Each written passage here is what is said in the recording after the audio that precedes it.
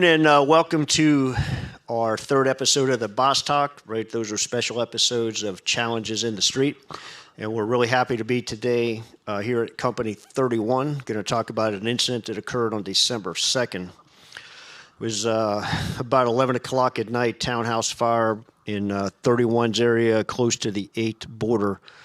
Unfortunately, it was a fatal fire. That just recently happened. The person that they had rescued, folks worked really hard to get that person out and take care of them.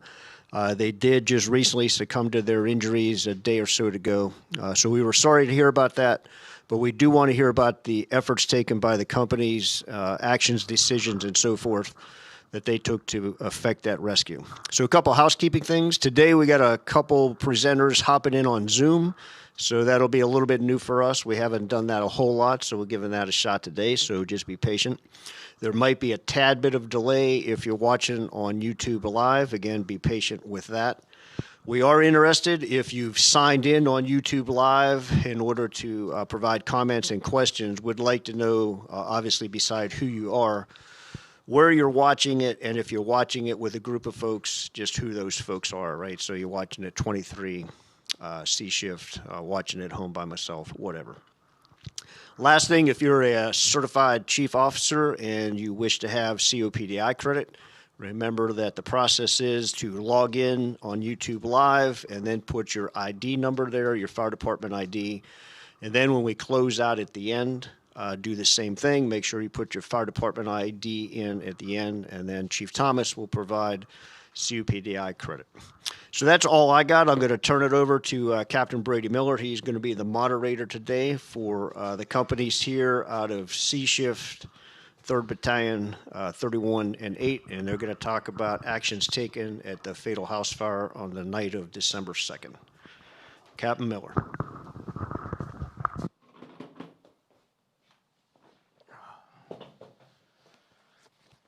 All right, well, welcome back, everybody. Here we are from Company 31, again on our third episode of Boss Talks. I'd like to welcome Battalion Chief Mann, Captain Stottlemyre, Lieutenant Frayne, and then via Zoom, we have Captain Lip and Lieutenant Buckley. So we're going to just go ahead and jump right into a little bit of video and a little bit of audio, and then we'll roll from there.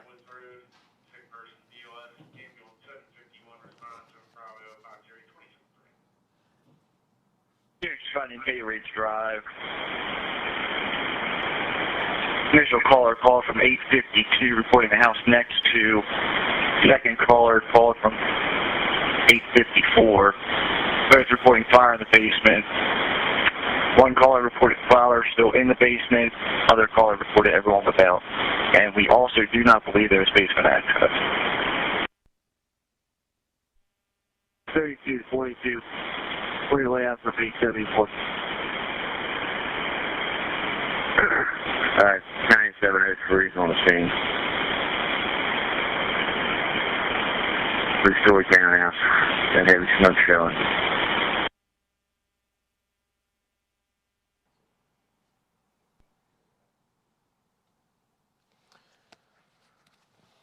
Okay, so just for clarification purposes, we're going to start out. This was, and Chief, I'm going to direct this to you. This was a 31 box, correct? Yes. Okay, so, and just to kind of lay things out, roughly what area was this? If you're familiar with Quince Orchard and Dosh, Quince Orchard and Sioux. So halfway between 31 and 8.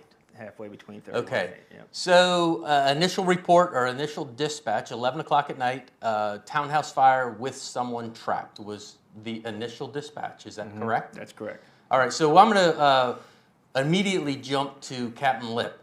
And I want to, if you would, Captain, please tell us what you're thinking going down the road, what kind of conversations you're having with your driver, the guys in the back, and anything else.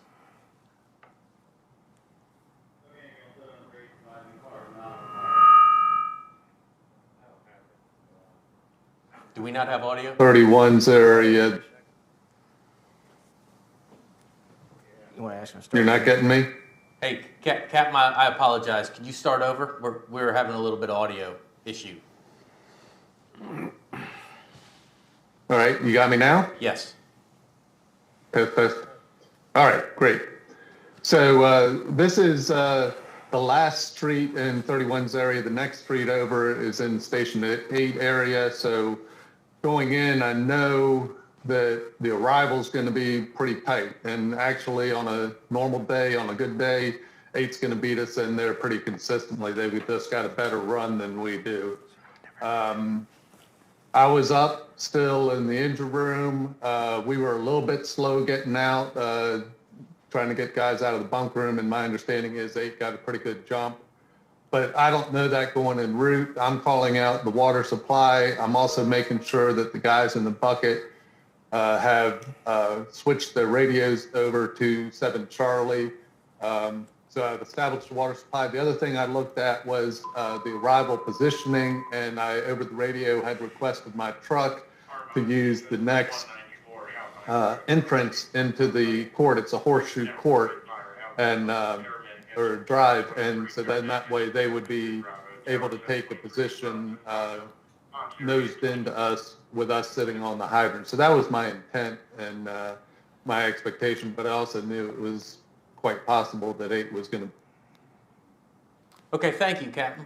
Let me move to Captain Stottlemyre from Station 8 and ask you the same question. So we're coming in and second due, and I've got second due on my mind. Troy has called out his water supply. I'm looking at the complex map. I don't know where we're getting feedback from. Okay. They'll fix it. Okay.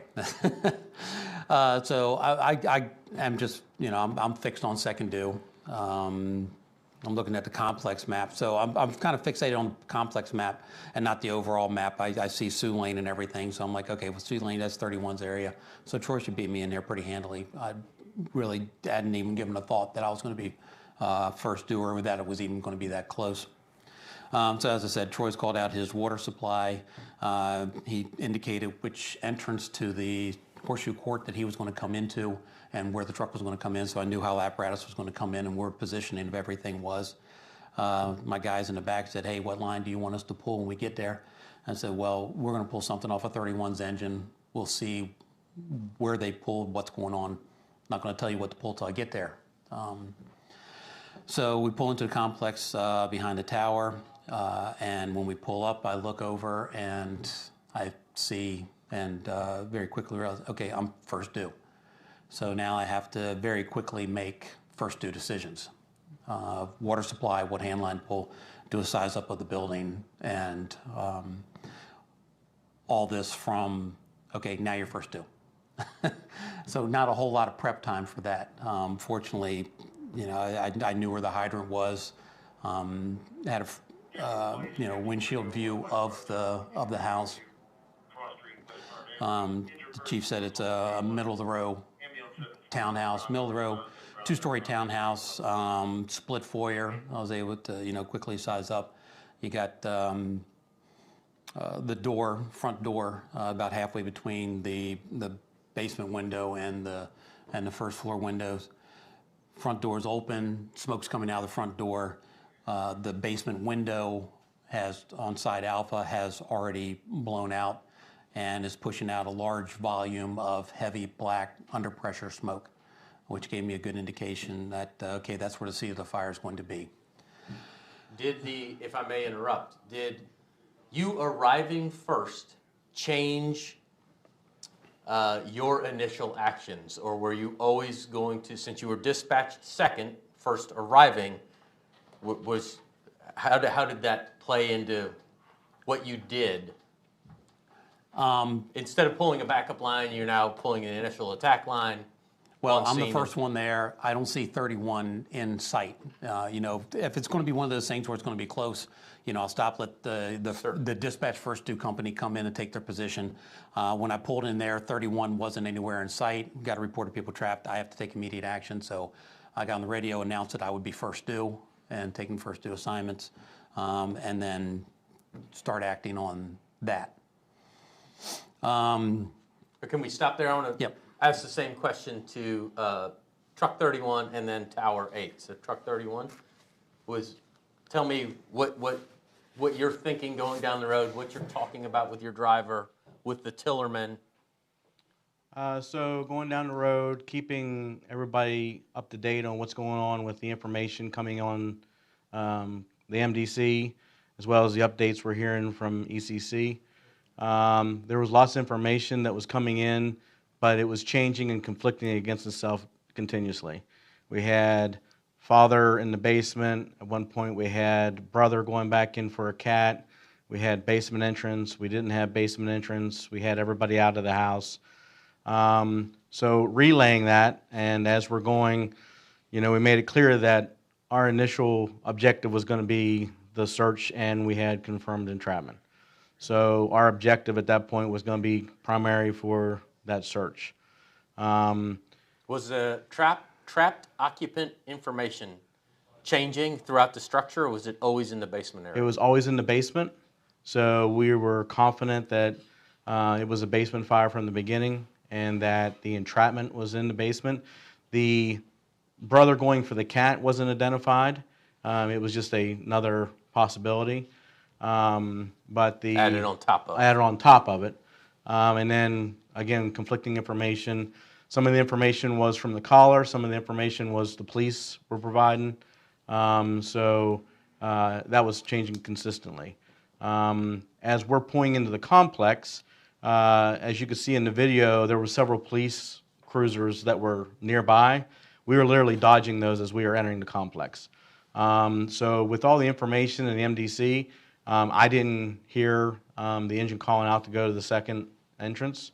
But as I was approaching it, now we have 3-4 police cruisers that were dodging, and they were going everywhere. There was no reasoning. So, and it was always your intent to go to the alpha side of the... Right, and it's a horseshoe, and it's at the bend of the horseshoe is where this was. So, had a pretty good idea right where it was. We knew it was a townhouse. We knew it wasn't the end of the row, it was the middle of the row. So I was relaying all that information that, giving everybody, my tillerman heads up, this is what our plan's going to be. But each time we got an addition or a correction, okay, so let's think about doing it this way. Go ahead. Can I pause you for a second and go to Lieutenant Buckley? Tell me the same question to you.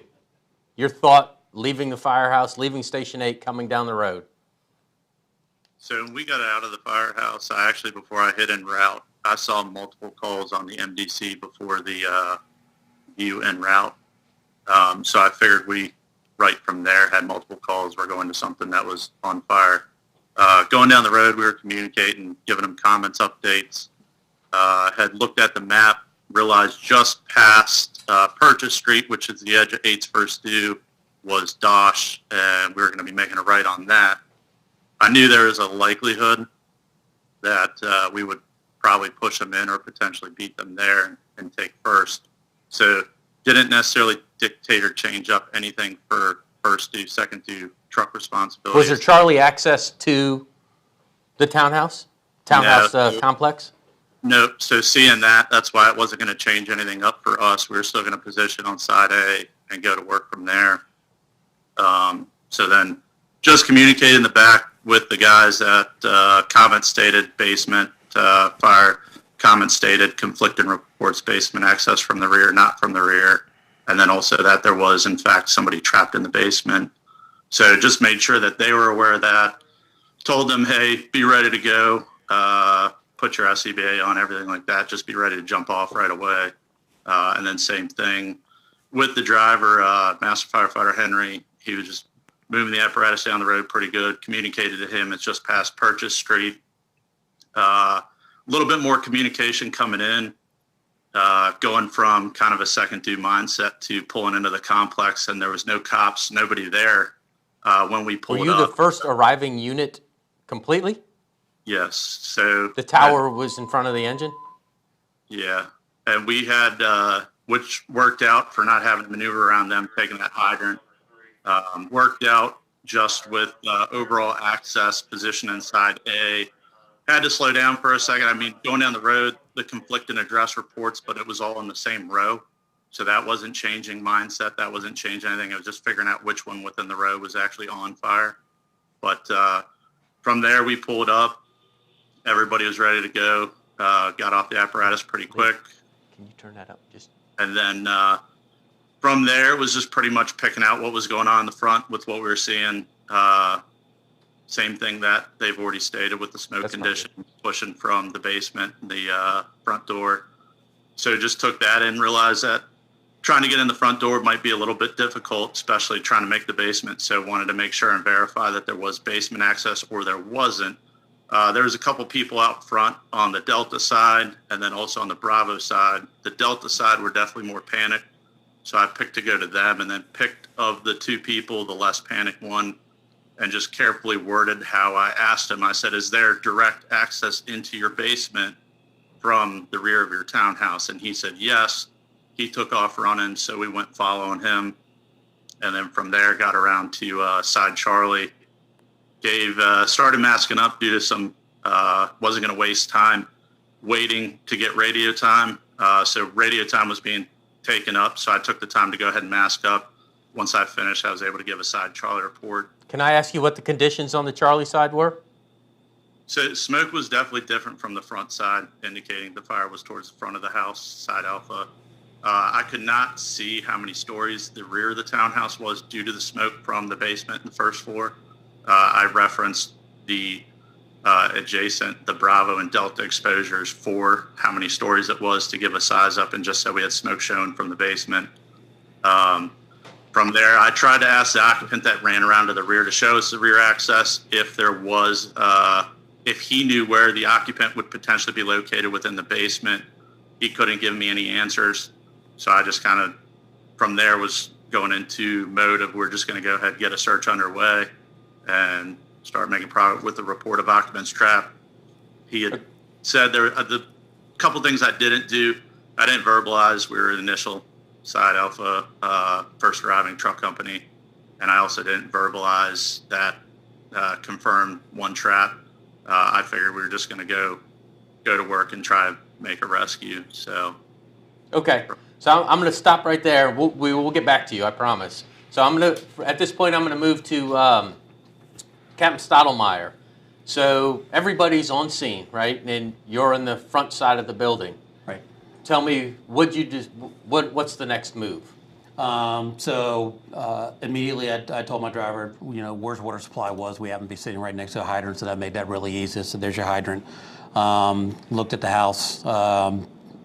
Did a quick size up basically from the front seat of what smoke conditions were, what the access point was going to be. Directed the guys to pull cross lay off the driver's side to side Alpha of the house.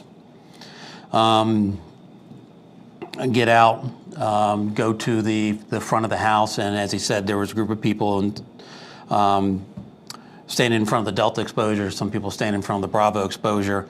I saw the truck officer had stopped briefly at the people in front of the Delta exposure. Your truck officer. My truck officer, Lieutenant Buckley. And then I saw him going around to side Charlie.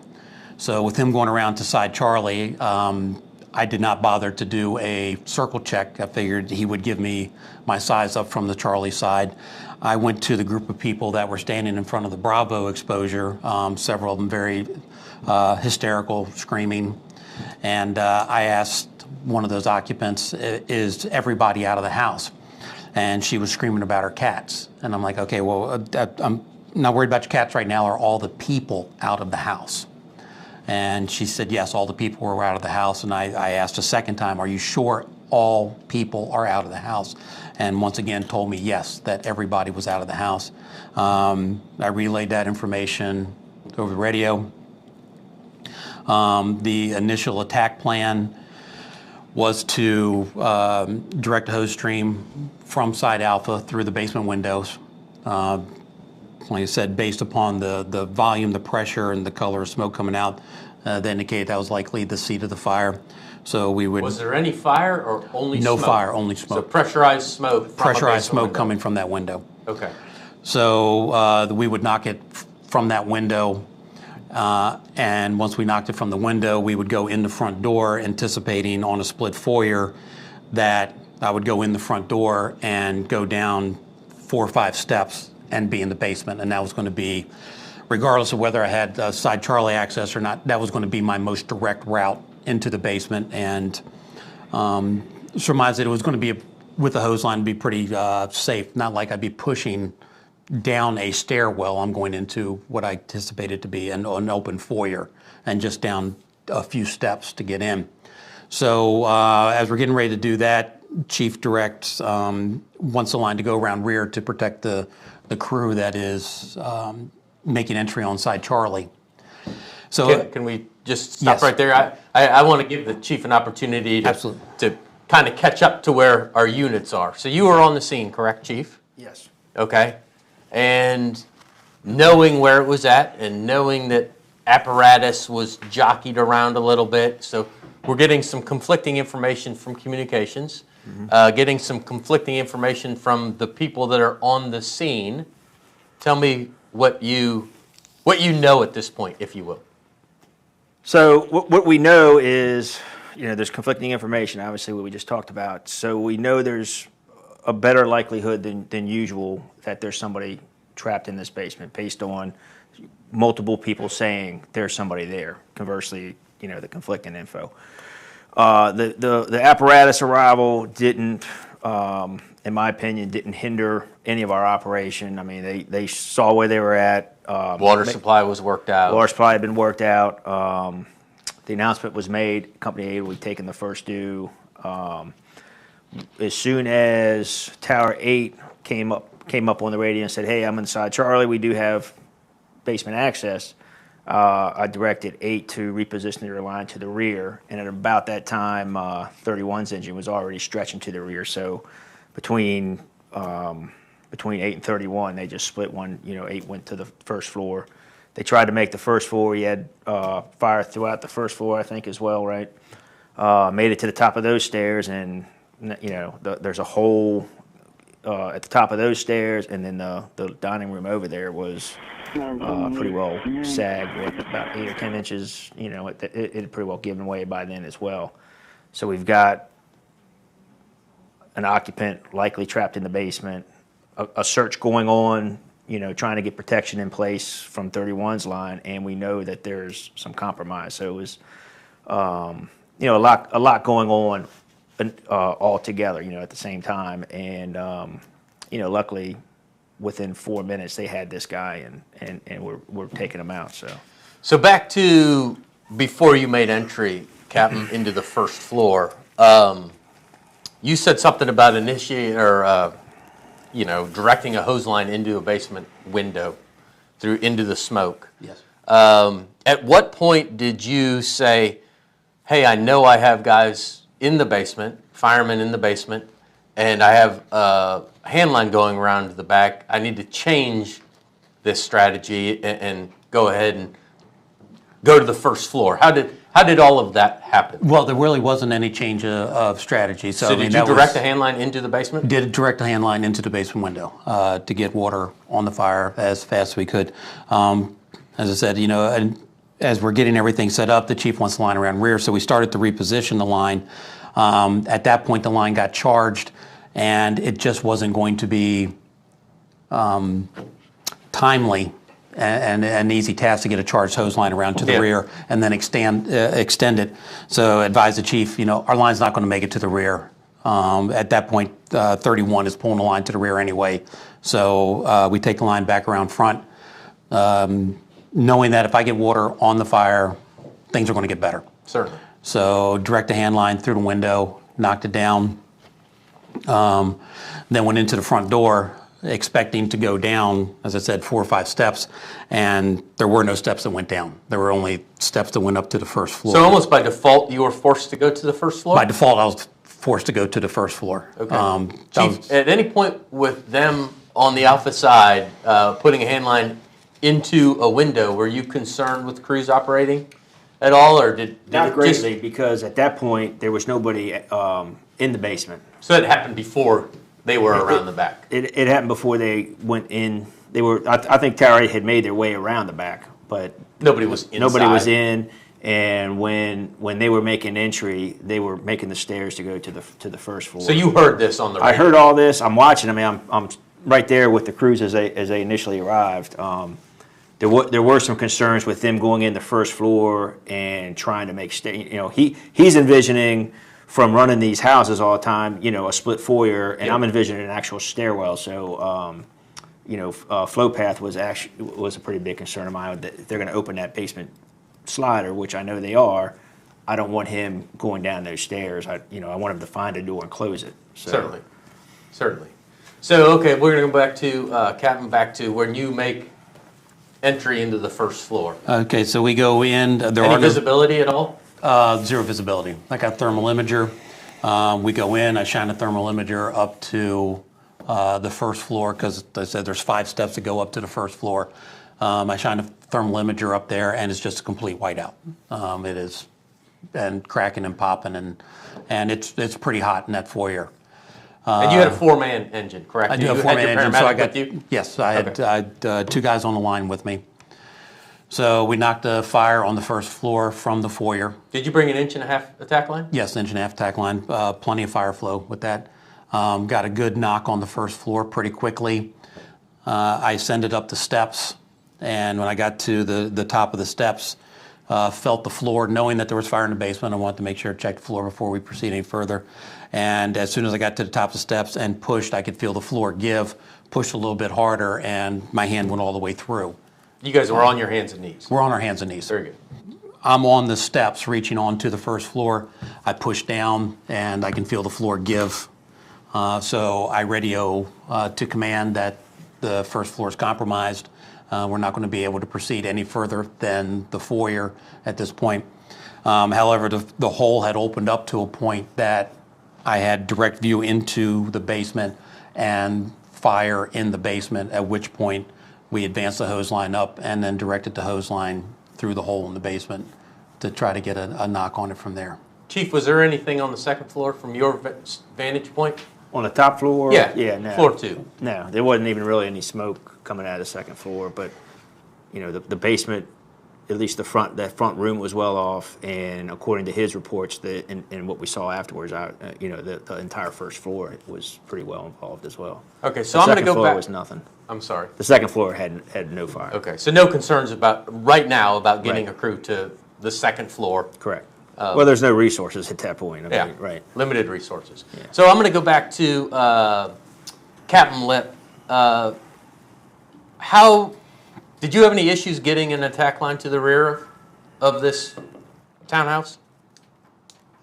No, so it actually, arriving on the scene, I saw that Captain Stoudemire's crew had already pulled the line to the front, and obviously a good volume of fire in the basement. I was still operating under the assumption that we did not have basement access. That was the last information we had received via radio from ECC. But it also wasn't computing with what I knew of the neighborhood. So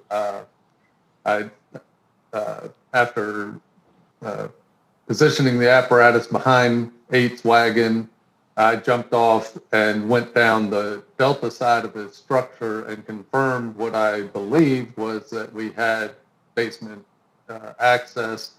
And then I instructed my crew to pull a line to the rear, and I continued to proceed to the Charlie side sliding door, and 8's crew was just beginning to mask up and make entry. Pretty heavy smoke pushing out of that sliding door opening. 8 was just finishing masking up and starting to enter. They had a water can with them and a 3-person crew.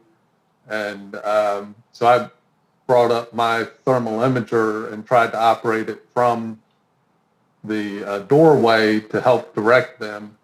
My thermal imager was pretty well whited out due to the amount of heat in the basement. I was able to scan to the right of this sliding door. The 8's crew had gone in to the left of the sliding door. I scanned the room to the right of the sliding door, saw some furniture, and didn't see any indications of a victim. I checked the on top of the sofa that was immediately to the left of the sliding door, confirmed nobody was there, and literally was moving to the thermal imager to try to locate 8's crew as they were conducting their search when they called out and said that they had located the victim. Did you know that somebody was trapped in there? Did you speak to anybody on the scene, or were you just going on the reports from ECC? What? Well, I was going off of the reports from ECC, and then I guess as I was coming around the rear, there may have been, I'm trying to recall whether there was an actual radio transmission, but I was still fairly confident that we had a high probability of a rescue needing to be made. There was enough confusion and back and forth that I was still operating under a pretty positive rescue profile, and we were going to be pretty aggressive about our push to clear the structure. Lieutenant Buckley, did you make entry into the basement prior to an attack line being put in service? Do you recall? We did. Yeah, we did. I did turn around and look to see if there was any hose line at the rear at that time. There wasn't.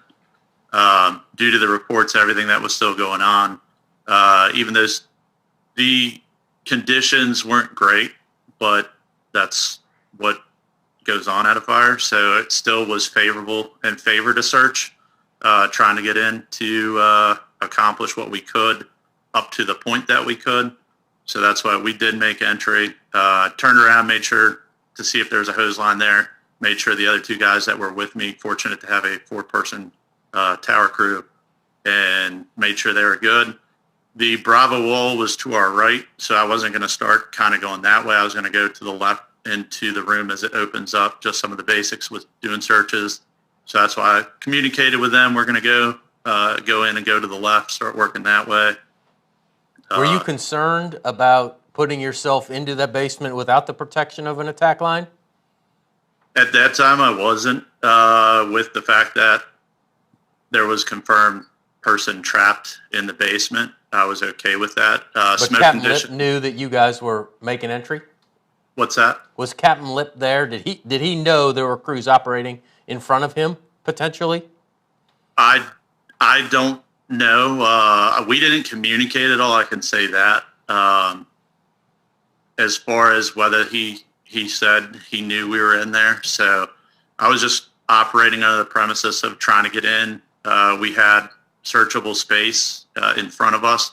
It's not my, I know from talking to Chief Mann and having conversations with it's not my determination to state whether it's survivable space, it's searchable space. So we went in, smoke conditions on the front, I'd taken note of those, definitely darker, heavier pressurized smoke. To the rear, it wasn't as bad. So we went in, started doing a search to the left. That's when I did, as far as learning lessons learned with the thermal imager, operating with that, a tool, trying to have dexterity with a hand. I went in a couple feet before I actually started trying to use the thermal imager. I had decent visibility on the thermal imager initially when I scanned the room from right to left.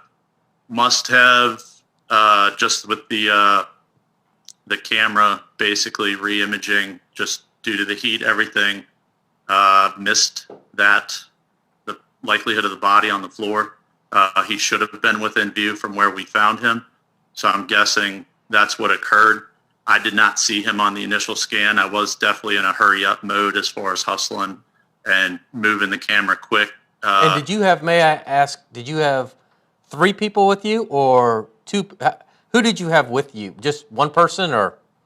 I had 3 people, myself, firefighter Jordan, Dave Jordan, and firefighter Sweetergold, Dave Sweetergold, and then my driver was Master Firefighter Tommy Henry. He was still operating Side Alpha, assistant. So you had a crew of 3 on the Charlie side? Yes, and so we all made communication. We were going in. We made entry, and that's when, like I said, the first initial camera pass must have missed him just from the imager acting as it typically does. I know that. I should have slowed down. From there, I set the camera kind of down, moved forward over to the left, and then re-picked the camera up. I was having to wipe my face piece on the camera to have visibility of it. At that time, I saw to my left on one of the couches what looked like a potential body. So then again, I set down the camera. I just continued on our way saying, hey, we're still going to the left, still moving forward, just communicating with my crew. Got over there, realized it was just a bunch of blankets on the couch, a bunch of blankets and clothing that looked like the potential of a body. So from there, grabbed the camera again, picked it up. So it was kind of a broken search with the camera. I wasn't relying on it 100%. I don't know if that was good or bad. At that time, I knew the 2 guys behind me were coming up behind me. Looked at conditions. We were right about the doorway to the hallway. At that time, I could see the fire coming over our heads, running out towards the sliding glass door. I made a comment of, hey, let's try and hurry this up. We got another door over to the right. And about that time is when firefighter Jordan ended up calling out that he'd found the victim. I reached down because I could hear him right to my right, and I ended up finding a vacuum. I just verified. I said, are you sure? He said, yeah, I'm sure. Shortly after, firefighter Sweetergold said I got his other extremities. So from there, we just started communicating.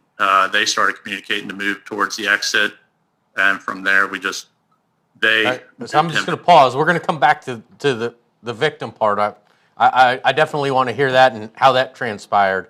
But I want to go at this point to Captain Lip and kind of get his perspective about, did you know that Tower 8 was in the basement ahead of you?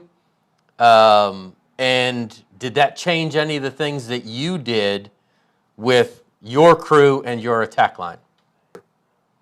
So I did know because I had arrived as they were masking up, and I didn't have a conversation with Lieutenant Buckley because he was a couple people in front of me, basically at the entrance. I knew my hand line was still being advanced. It was a pretty good distance, probably about 200 feet of line just to get to the rear gate of the townhouse yard. And so I was waiting for my guys to bring the line. They were, Tower 8's crew was moving into a zero visibility environment. I could see that smoke was pretty much almost to the floor. The sliding glass door opening was a bidirectional vent, primarily an intake, a little bit of outlet. So I knew it was going to be a pretty high heat and zero visibility environment. That's why I tried to use my thermal imager sort of as a directed search from the opening. I also hollered at the firefighters with the crew. I think it was Dave Sweetergold that was carrying the can, and hollered at him to use the can to try to cool the room because I could tell it was getting pretty close to flashover. But I'm not sure he heard me or not. And within moments they were in. The whole timeline on this from 8's arrival on the scene to Tower 8's crew removing the victim from the basement was 4 minutes. So all of this happened in a very fast, very fast, very tight timeline, and so there wasn't a whole lot of time to adjust or communicate or get the radio transmissions out. It was more or less just, it was happening fast. So did I hear you say that did you run a cross lay, an 1.5 inch cross lay, and then had to extend it? Is that correct? No, we actually pulled the 300 Okay. off the rear of 8's crew, off the 8's wagon. because they had pulled a cross lane. I knew it was going to be a long run, so I told the guys to bring a 300 to the rear. Very good. So, do you believe, were you able to make entry into the IDLH prior to them finding the victim, or do we not really know? No, so the timing of it all, as I say, I'm using my thermal imager. 8 finds them. I try to get on the radio and communicate to command that the victim's coming out and that we needed a stretcher on the rear to receive the victim. And literally, as the victim is leaving the structure, Nathan Klein, the firefighter with me, and Tom Smith, master firefighter from 23, who was working at 31, arrived with the hand line. The hand line got charged as the victim was coming out, and the fire was literally rolling over their head through the opening. The hand line got charged, and we immediately finished masking up and went in and knocked the fire in the basement. Very good. So, Chief Mann, if I may, so at what point did you hear, so was there concerns, I guess what I'm trying to get at here, there's a hole in the floor, there's somebody in the basement, was all this going on at the same time? Pretty much. And was it pretty clear from your perspective about crews attempting to operate on the first floor, but there's a hole in the floor, and we have a victim that we've located in the basement and removed? So there was a lot going on in that first several minutes. I was aware that pretty early on, whether it was before the victim was removed or not, that there was some structural issues. There was a hole in the floor, and then later on he come back with fire throughout the first floor and some sagging. I think the victim was already removed. I did know that they were making entry to do a search without a hose line in place, because so that was relayed to you. Well, no, I don't know how much it was really. He came in and said, "Hey, we've got entry. We're gonna make entry through the back door." The tower did, but 31 was just going across the lawn with the line. So I know they didn't have a line in place, right? But with the information that we had, with what I was presented with, I mean, it was all pretty reasonable. They had areas that they could search. They needed to get in there and search. Very good. And just a reminder for those of you that are following on YouTube, if you have questions, feel free to start to submit them, and we will answer them as we go. So back to you, Captain Stottlemyre. You're on the first floor. You find a hole. How did you deal with that obstacle? It was obviously that from the amount of fire that the entire first floor was compromised, and we weren't going to be able to go any further than that. We had knocked the fire on the first floor from the foyer, so there really wasn't any need. So you were able to reach the whole first floor? We were able to reach with the your whole hose string? Yeah, because they're not particularly large townhouses, and the first floor is wide open. So we were able to knock to extinguish all the fire on the first floor from the foyer. Had good penetration, good reach with the hand line, plenty of fire flow. So there was no need for us to even make an attempt to go any further. It wasn't worth it. So Okay. we were basically stopped in the foyer at that point. And Lieutenant Frayne, if we may go back to you, so all of this is going on. You're on the Alpha side. What are you thinking next? Obviously, trying to continue to push in On the first floor? On the first floor. Also, as soon as we enter, we can see two steps. So we're thinking the same thing. We have a split foyer. We're trying to push past the engine to get by them. We see them starting to operate. So they're moving in. We're trying to move in beside them. They did a good job of keeping us from moving forward, and right away made the transmission and basically hollered up, "Hey, there's no floor here. It's completely open." Again, thermal imager was whited out completely, and you can see the smoke was all the way down to the bottom of the door. So in that thought, we're trying to push now around the front door to try to find the stairs also to the basement. We soon found out that there was no stairs there. So at that point, we know we can't get onto the first floor. We come out, we can see their ladder into the second floor. No smoke on the second floor. And who's doing that? I can't recall who was throwing the ladders there, but they were getting ready to make. So again, the thought is we potentially could have 2 victims, even though we hear 1 being pulled out. When I initially got to the front, I spoke to the crowd on Exposure Delta, and a female there made it clear that it was her father that was trapped in the basement. He was definitely going to be in the basement. Looking in through the basement windows, the smoke had slowed down its volume. So you knew there was water was being applied? Water was being applied. So the decision was made, but we hadn't seen anybody in there yet. We knew that they were coming in the back. So we reached in with a pole. We could feel that there was a bed there, and we checked, and we had access, so we entered into the basement windows at that point. We did a quick search, and until we got that search done, again, it was a small area.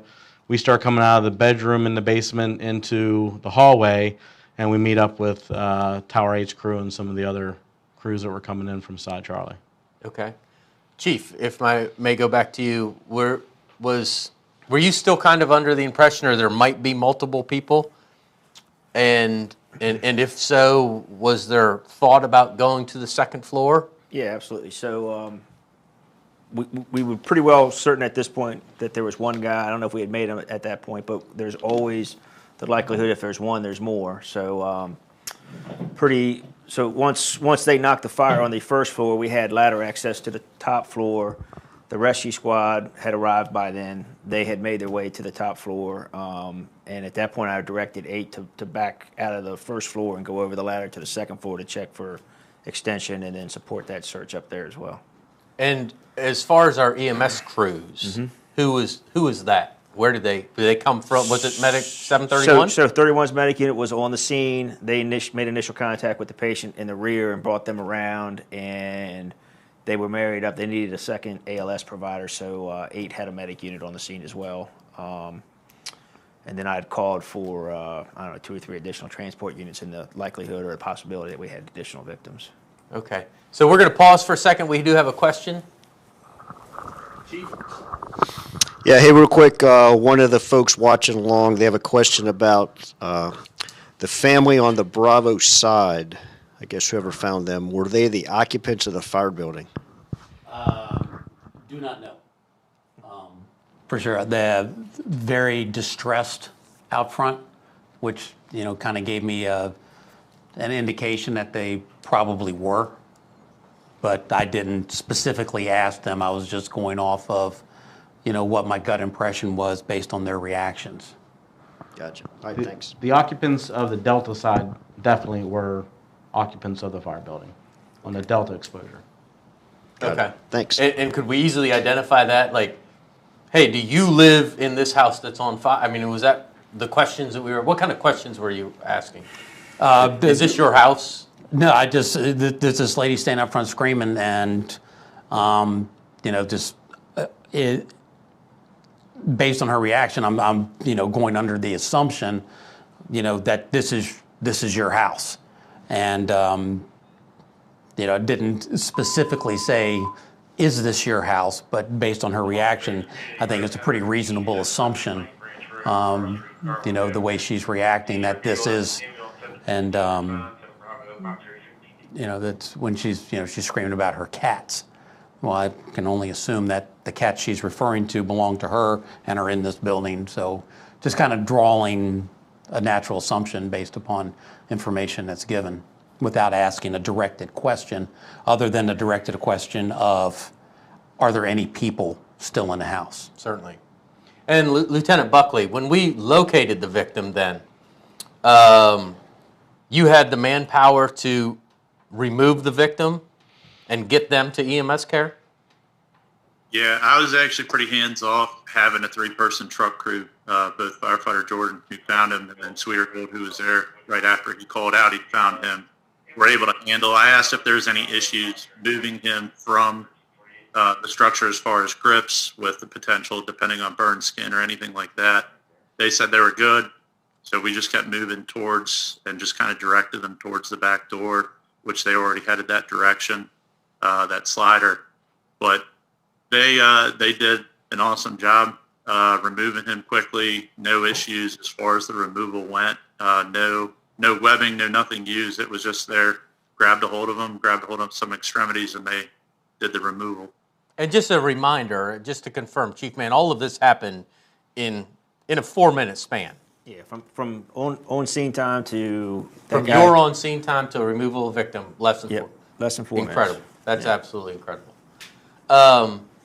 When after you handed the victim to EMS, were you able to go back in to complete the search with the premise of there might be additional people? So, yeah, we actually, when we removed him, they removed him, got him outside the fence, and I actually called over to one of the firefighters from Engine 731 and asked them to stay with the victim. I think it was a firefighter from 30. There was somebody out back. I said, hey, can you stay with him? I know in the process of doing the victim removal, communicating with the crew, I didn't pay attention as well to the radio transmission. I missed that. It had already been called out that he was coming out. So I did make a radio transmission. He was on side Charlie. And then from there, I heard the transmission that Medic 731 was coming around. So at that point, I decided not to leave any of my crew members there. Sweeter Gold is a paramedic, and he was right there. He asked what I wanted him to do, and I said, with the fact of knowing the crew was coming around, it was counterproductive to try and send somebody around to grab stuff too, knowing they were coming around, not knowing from which end they were coming from. So with the firefighter staying there with him, no EMS equipment to provide care, I'd assume that their crew would be sufficient enough to begin the care with the equipment once it got there. So other than having somebody stay with the victim, I did make the determination to re-enter the structure right behind 31's lineman and crew with Captain Lip and to continue on doing a search. Just because conflicting reports from basement access and under the premises that no, the occupancy is not clear until we search it. Certainly. And confirm it that it's clear and negative for victims. So with all the conflicting reports, I wanted to still get back in there and finish doing a search just in case there was other victims inside. So kind of winding this whole thing down, and Lieutenant Buckley, we're going to start with you. Is there anything that you feel that you want to add to what we've talked about, question one? And then question two is, if you ran this same event next shift when you go to work, what are you going to, would you, I don't want to say what are, would you do anything different than what you did? So I think there's definitely some pros to everything. The fact we had a 4-person truck crew definitely helped out in this situation, being able to put 3 people in the basement, removal, everything. It'd be nice if all the truck crews, rescue squads had that. It was definitely a benefit. The hustle to the apparatus, I was half asleep. Somebody paged out the fact that there was a 31 box. Everybody hustled to the apparatus. That's time you can't make up on the street as far as getting to the tower engine, getting dressed, and getting down the road. So SCBA on the apparatus, those guys coming off with their SCBAs on, ready to go. Same thing with me. I know in the past we've talked about gloves on or potentially face pieces on. It's a little bit more difficult as an officer trying to navigate through the MDC, map pages, that stuff, and having the dexterity without the gloves. So wasn't able to do that. But from there, as far as would I change anything, I don't think so. Everything went fairly well. The only issues, like I said, lessons learned are using the thermal imager as an officer. In the past, I've used it before. I don't want to rely on it, but it definitely, in that hurry up hustle mode, it definitely threw me for a little bit of a curve, trying to manage it, the Halligan in my hand, and then also trying to have dexterity of searching with a hand also. So trying to kind of do all those at once, and then the fact of just slowing down with the thermal imager to allow it to work to scan the room appropriately. That's definitely some lessons learned. I debate if I'd slowed down enough, if I would have caught the victim in the room right off the bat, and we'd have seen him. Everything still went well with Sweeter Gold and firefighter Jordan doing the traditional search behind me. But from there, other than as an officer working with a thermal imager and doing a search with that, that's the only issues that I really was frustrated with myself about. Have you changed the way you use the thermal imager or when you carry the thermal imager? I know it was only a little over a month ago, but has in the 5 or 6 or 8 shifts since then, have you changed any of your actions as an officer with that equipment? So thought process was, yeah. And I know getting asked, letting somebody else go into the basement first and kind of having the officer stands at the doorway, you search the room, and then you kind of direct the search from there. Kind of being a newer officer, being a float officer too, I'm fortunate that I'm at 8 quite a bit and get to work with those guys and have ran some calls with those guys and trust them. But it's still with the conditions that were in front of us, just wanted to kind of be the first one in to dictate what am I feeling, what is going on over my head, everything to do with that, and pushing kind of up to the point where I think we can go without having to worry about that. But as far as that, yeah, I mean, just trying to figure out using the thermal imager and then the Halligan and kind of practicing with it. It's definitely been talked about, and even a little bit of practice. It's hard to replicate using the thermal imager in the firehouse because you have visibility around you. You're not just focused on the camera. So other than basically kind of putting a trash bag over your head and kind of taping off the thermal imager is the only thing like I've thought of while you're Don't on put a air. trash bag over your head. Well, no, I recommend against that. While you're on SCBA, just to take out, you can still see the thermal imager, but you can't see the rest of the room. So just to replicate that environment. But other than that, that was kind of the only issue that I had. Otherwise, I wouldn't change anything. All right, we have. I'm going to pause you for 1 second, Chief. We have a couple of questions.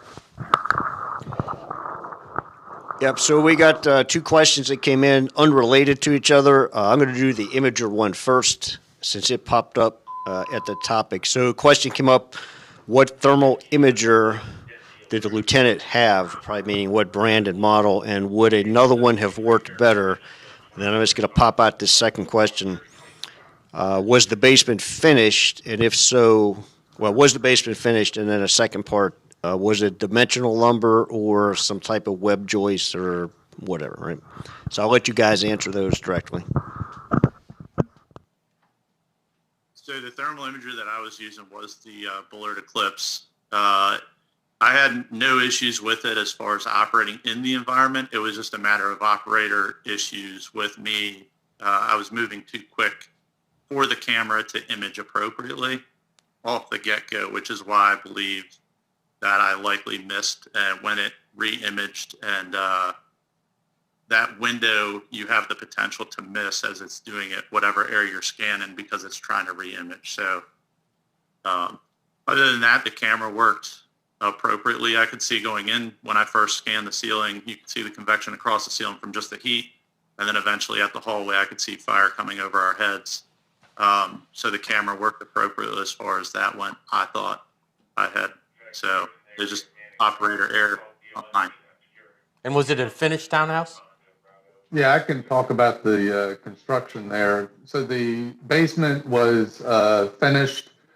The area where the victim was located was a living area with a couple of sofas and whatnot, had a drop ceiling in place. The basement ceiling had some exposed floor joists towards the front and, well, I guess basically the middle of the townhouse. The joists were exposed. They were TJI, plywood web floor joists, and the majority of them basically halfway back through the structure, they had burned through pretty much entirely, and the first floor was being held up by the remnants of the studs from the basement walls. And this is actually the entrance, this is the second instance in about 2 months' time where we've had basement fires with the TJI type floor joists that had burned through prior to our arrival. And we've had a pretty major failure of the first floor Certainly. systems just due to the burn through of the floor joists. And Captain, since you're already kind of talking, is there anything that you would do different in this event? Well, I think the one thing I probably might do going forward is just prompt the second due that they may beat me. As I say, in this area, we know that it's going to be a race to get in there. But I was fairly confident. We were a little slow getting out because, like I say, I was the only one that was still up, and everybody else was in the bunk room, and I didn't have any indication that anybody heard the pre-alert or anything, so they were waiting for the bells to ring to even start moving. But I think had I taken a moment to get on the radio and just say, you guys may beat us in there, be ready, it would have given Captain Stoudemire a little bit of a heads up and some time to process that. I'm reluctant to get into too much conversation about who's going to be first, who's going to get second. It just adds confusion. So it's sort of I think a case-by-case basis, but it may have helped him out to not leave him quite so surprised when he arrives and has to orient himself to, hey, there's nobody else here. Thank you, Captain. Lieutenant Frayne, I'm going to ask you the same question. If this same event, what would you change with your actions? I believe probably going to the second entrance into the complex, trying to nose into the engine. So some positioning. Positioning, mostly because I could see exactly where the hydrant was and what the hydrant he called out. And it would afford us the ability that if the fire would have extended, we could have cut off the fire instead of being directly in front. So I think positioning probably would have been the only thing I would probably Kind of change. positioning for Plan B if Plan Right. B were needed? Yes. Okay, and thank you. And Captain? Basically, along the lines of what Captain Lip was saying, I should have been prepared to be first due. I should have realized that it was going to be closer between the two of us getting in there than it was. I'm pretty good about when I'm running with 34. I'll call out ahead of them if we're going to the back of the village. If I'm approaching Apple Ridge, I'll call out to 34 if you hit Apple Ridge and Montgomery Village yet. That way I know. So you're using intersections? Yeah, so I know that, like I say, the back of the village is kind of a toss-up for us, so I know that, as I'm approaching Apple Ridge, I'll ask 34 if you've gotten to Apple Ridge and Montgomery Village yet, and if they have, I'm like, okay, well, you're first due then. If I'm running with 53, I'll ask them, as I approach Quinch Orchard and Clopper, I'll ask them, have you come off the reservation yet? So have they gotten off of the NIH complex or this complex yet? And then I'll be able to know whether I'm going to be first due or they're going to be first due. For whatever reason, waking up and out of and processing stuff, I never even gave a consideration that I was going to be first due on this one, coming into 31's area, and I really probably should have been more aware that I might be, and been a little better prepared, because it's quite a shock to your system to be basically dropped into the middle of the incident. It's like, okay, you're first due, go. Certainly. Certainly. And Chief, is there anything that you would like to add or No, I mean that you would change? that I would change. No, not particularly. I mean, these guys self-engaged appropriately, consistent with the IRP. Within the first 4 minutes, you couldn't have had much more going on, right? Phenomenal job. You had a line going in to the front door. You had a line going to the back. You had a victim removed from the basement, all in less than 4 minutes, and then everything else just fell into place after that with the structure. So, Okay. Yeah. And thank you. And Chief Davis, I believe we do have one more question. Yeah, a question came up about was a cause and origin released on the fire?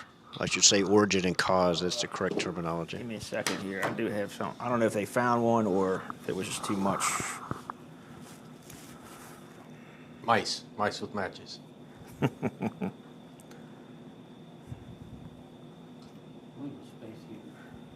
Yeah, I think you might be right. It's additional. And bedding. So we believe that it might- accidental by space heater igniting nearby combustibles. All right, thanks. All right. Well, I would like to thank all of the crews. Honestly, we only brought 4 units here, but certainly it takes the entire box alarm to accomplish all of the goals that needed to be accomplished. The units obviously did a phenomenal job. We removed somebody from the house fire, which is really the reason we're here, right? The common themes, and I like to end these really with, what would you do different? Because I think that's the growth part of us as people. And the same things always seem to come up, Let's communicate. And I think the last boss talk we had, I kind of ended it the same way, that, communication is a big key. And then the ability to adapt to those changes. Identify what needs to be done, communicate those needs, and be able to adapt. So great job by everybody. Thank you guys for taking your time out of your day to come here, and you two on Zoom. Captain Lip, Lieutenant Buckley, thank you for taking the time out of your day to share what you did with all of us. I do want to remind everybody, coming up, we actually have another boss talk on January 18th. It's from a Washington Grove fire, a garden apartment fire. We will do that from Station 28. And then we will continue with our challenges in the street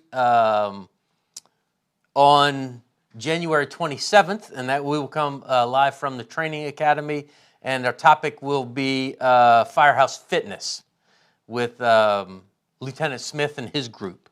So again, thank you for taking your time out to tune in with us. Have a good day.